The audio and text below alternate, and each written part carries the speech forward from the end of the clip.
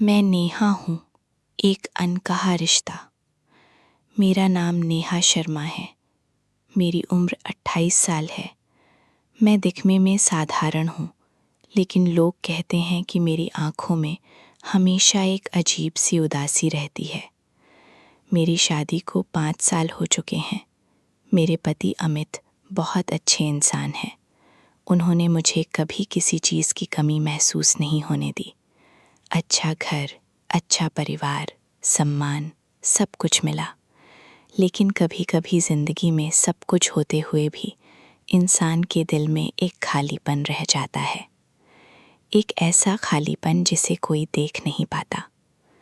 मेरे पति का बिजनेस था, जिसकी वजह से उन्हें अक्सर शहर से बाहर रहना पड़ता था। कभी 3 दिन, कभी 1 हफ्ता और कभी कभी पूरे महीने। घर में मैं, सास ससुर और मेरे देवर राहुल रहते थे। राहुल मुझसे उम्र में सिर्फ 3 साल छोटा था। वो 25 साल का था। सीधा साधा, हंसमुख और बहुत ही समझदार। जब मैं नई नई शादी होकर इस घर में आई थी तो राहुल मुझे देखकर मजाक करता था। भाभी, अब हमारे घर की रौनक आ गई है। मैं हल्का सा मुस्कुरा देती थी। उस समय मुझे नहीं पता था कि यही रिश्ता एक दिन मेरे दिल में ऐसी जगह बना लेगा जिसे मैं चाहकर भी कभी भुला नहीं पाऊंगी। शुरुआत। शादी के शुरुआती दिन बहुत अच्छे थे।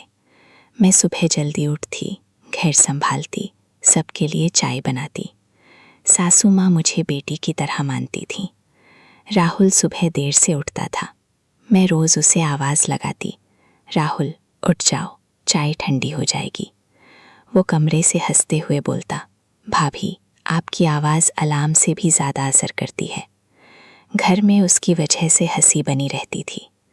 धीरे धीरे मैंने महसूस किया कि राहुल बाकी लोगों से अलग है। वो सिर्फ मजाक नहीं करता था, वो मुझे समझता भी था।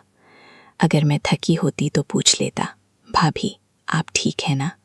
अगर मैं चुप रहती तो कह देता, आज आप मुस्कुरा नहीं रही हैं। कई बार मुझे लगता था कि शायद उसने मेरी उस उदासी को देख लिया था जिसे मैं दुनिया से छुपाती थी। पहली बारिश। एक दिन बहुत तेज़ बारिश हो रही थी। घर में सिर्फ मैं और राहुल थे। सास ससुर रिश्तेदारी में गए हुए थे और अमित बाहर शहर में थे। मैं बालकनी में खड़ी बारिश देख रही थी। बारिश हमेशा से मुझे अच्छी लगती थी, लेकिन उस दिन पता नहीं क्यों आंखें भर आईं। तभी पीछे से राहुल की आवाज़ आई, भाभी आप रो रही हैं? मैं घबरा गई। मैंने जल्दी से आंखें पोंछ ली। नहीं तो। वो धीरे से मेरे पास आकर बोला, आप झूठ बोलती हैं तो आपकी आंखें बता देती हैं। उसकी बात सुनकर मैं कुछ नहीं बोल पाई। कई सालों बाद किसी ने पहली बार मुझसे पूछा था, तुम सच में कैसी हो? और शायद इसी सवाल ने मेरे दिल की दीवार में पहली दरार डाली। अकेलापन। उस रात मैं बहुत देर तक सो नहीं पाई। मैं सोचती रही, आखिर राहुल की बातों का मुझ पर इतना असर क्यों हो रहा है? वो सिर्फ मेरा देवर था, लेकिन सच ये था कि पिछले कई सालों में जिस अपनापन की मुझे अपने पति से उम्मीद थी, वो मुझे राहुल की छोटी छोटी बातों में मिलने लगा था। वो मेरा ध्यान रखता था। अगर मैं खाना ना खाऊं तो डांट देता। अगर सिर दर्द हो तो चुपचाप चाय बनाकर रख देता। अगर मैं उदास रहूं तो मुझे हंसाने की कोशिश करता। और धीरे धीरे मुझे उससे बातें करने की आदत होने लगी। वो दिन, एक दिन मेरी तबीयत बहुत खराब हो गई। मुझे तेज बुखार था। घर में कोई नहीं था। राहुल ऑफिस जाने के लिए तैयार हो रहा था, लेकिन जब उसने मुझे देखा तो घबरा गया। भाभी, आपको तो बहुत तेज बुखार है। मैंने कहा, तुम जाओ, मैं ठीक हूं। लेकिन वो नहीं गया। पूरा दिन उसने मेरा ख्याल रखा, दवाई लाया, खाना बनाया, माथे पर ठंडी पट्टी रखी। मैंने उससे कहा, तुम्हें ऑफिस नहीं जाना था? वो मुस्कुराया, जरूरी काम घर में था।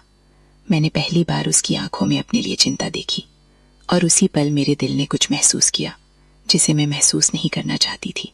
बदलते एहसास। उस दिन के बाद सब बदलने लगा। अब जब वो सामने आता, दिल थोड़ा तेज धड़कता। जब वो देर से घर आता, मुझे बेचैनी होने लगती। जब वो हंसकर भाभी कहता तो दिल में अजीब सी हलचल होती। मैं खुद से डरने लगी थी। मैं जानती थी कि ये रिश्ता बहुत नाजुक है, एक गलत कदम सब कुछ तोड़ सकता था, इसलिए मैंने राहुल से दूरी बनानी शुरू कर दी। राहुल की खामोशी। राहुल ने भी मेरी दूरी महसूस कर ली। अब वो पहले की तरह मजाक नहीं करता था, कम बोलता था, और शायद वो भी समझ चुका था कि हमारे बीच कुछ बदल रहा था। एक शाम उसने पूछा, क्या मैंने कुछ गलत किया? मैंने कहा नहीं। वो बोला, फिर आप मुझसे दूर क्यों भाग रही हैं? मेरे पास जवाब नहीं था, क्योंकि सच मैं खुद से भी छुपा रही थी। सच। कुछ दिन बाद उसने धीरे से कहा, भाभी, मैं जानता हूं कि ये गलत है, लेकिन मैं आपके लिए जो महसूस करता हूं उसे झूठ नहीं कह सकता। मेरी सांस रुक गई। मैंने उसकी तरफ देखा। उसकी आंखों में कोई हवस नहीं थी, बस सच्चाई थी। मैं रो पड़ी, क्योंकि जो बात मेरे दिल में थी वही उसकी आंखों में भी थी। फैसला। उस रात हम दोनों बहुत देर तक चुप बैठे रहे। फिर मैंने कहा, कुछ रिश्ते इतने खूबसूरत होते हैं कि उन्हें छूना नहीं चाहिए, वरना वो टूट जाते हैं। राहुल ने मेरी तरफ देखा। उसकी आंखें नम थीं। उसने बस इतना कहा, मैं आपको खोना नहीं चाहता। मैंने जवाब दिया, तो हमें खुद को रोकना होगा। विदाई। कुछ ही दिनों बाद राहुल ने दूसरे शहर में नौकरी स्वीकार कर ली। जाने से पहले उसने मुझे देखा और कहा, शायद कुछ लोग जिंदगी में साथ रहने के लिए नहीं आते, बस दिल में रहने के लिए आते हैं। मैंने मुस्कुराने की कोशिश की, लेकिन मेरी आंखों से आंसू गिर गए। उस दिन वो चला गया और अपने साथ मेरा एक हिस्सा भी ले गया। आज कई साल गुजर चुके हैं। मैं अब भी उसी घर में हूं। सब कुछ वैसा ही है, बस एक आवाज नहीं है, भाभी आपने खाना खाया। कभी कभी बारिश होती है तो मैं बालकनी में खड़ी होकर आसमान देखती हूँ और मन ही मन कहती हूँ, कुछ रिश्ते अधूरे होकर भी पूरे लगते हैं। सीख। हर प्यार को